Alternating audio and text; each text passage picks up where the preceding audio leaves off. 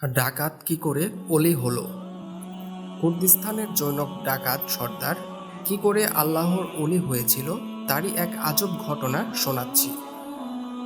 ডাকাত সর্দার নিজেই বলেছেন, আমার বিরাট এক বাহিনী ছিল। তাদেরকে নিয়ে আমি পথিকদের সন্ধানে ঝোপে ঝাড়ে ওত পেতে বসে থাকতাম।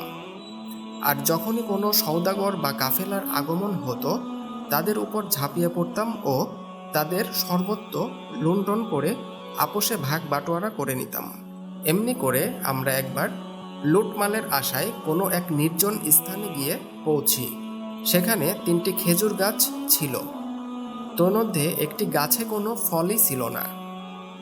আমরা একটি গাছতলায় বসে বসে দেখতে পেলাম যে একটি পাখি ফলওয়ালা গাছ হতে একটি করে খেজুর ফলবিহীন গাছে রেখে আসছে।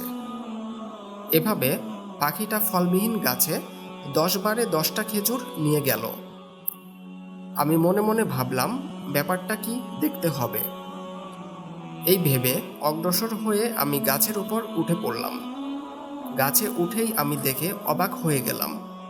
সেখানে একটি অন্ধ অজগর সাপ হা করে কুণ্ডলি পাকিয়ে বসে রয়েছে, আর তারই মুখে একটি করে খেজুর এনে পাখিটা ছুঁড়ে মারছে। দেখেই আমার কান্না এসে গেল। আমি বলে ফেললাম, আয় মালিক, যেই সাপকে মারার জন্য তোমার প্রিয় নবী রাসূলুল্লাহ সাল্লাল্লাহু আলাইহি ওয়াসাল্লাম নির্দেশ দিয়েছেন, সেই সাপ যখন অন্ধ হয়ে গেল, তার রিজিক পৌঁছানোর জন্য তুমি পাখি নিযুক্ত করে দিলে। আর আমি তোমার বান্দা হয়ে তোমার একত্ববাদকে স্বীকার করা সত্ত্বেও আমাকে তুমি লুটমার ও ডাকাতির কাজে নিযুক্ত করে রেখেছ। হঠাৎ আমার অন্তরের মণিকোঠায় কি যেন এক আওয়াজ এলো, হে আমার বান্দা, আমার দরজা সর্বদা তওবার জন্য খোলা রয়েছে। তৎক্ষণাৎ আমি আমার তরবারি ভেঙে ফেলি ও তওবা করে চিৎকার করতে করতে দৌড়াইতে থাকি। আর সাথে সাথেই আমি গায়েবী আওয়াজ শুনতে পাই, হে বান্দা, আমি তোমার তওবা কবুল করেছি। আমি সাথীদের নিকট আসতেই তারা জিজ্ঞেস করলো, তোমার কি হয়েছে, এত চিৎকার দিচ্ছ কেন?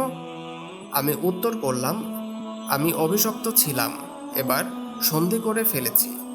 অতপর তাদেরকে পুরো ঘটনা শোনালাম। ঘটনা শুনে আমাকে ডাকাত দল বলে উঠল, তোমার অনুসরণ করে আমরাও তওবা করলাম। তারপর আমরা অবৈধ পোশাক পরিচ্ছদ ও হাতিয়ার সমূহ দূরে নিক্ষেপ করে এহরাম বেঁধে মক্কা শরীফের উদ্দেশ্যে রওনা হলাম। 3 দিন পর্যন্ত পথঘাট অতিক্রম করে অবশেষে আমরা একটি গ্রামে এসে পৌঁছালাম। সেখানে এক অন্ধ বৃদ্ধার সাথে আমাদের সাক্ষাৎ ঘটল। সে আমার নাম জিজ্ঞেস করল, তোমাদের মধ্যে কি অমুক কুর্দি রয়েছে? আমরা বললাম, হ্যাঁ রয়েছে। বৃদ্ধা বলল, আমার ছেলে মারা গিয়েছে।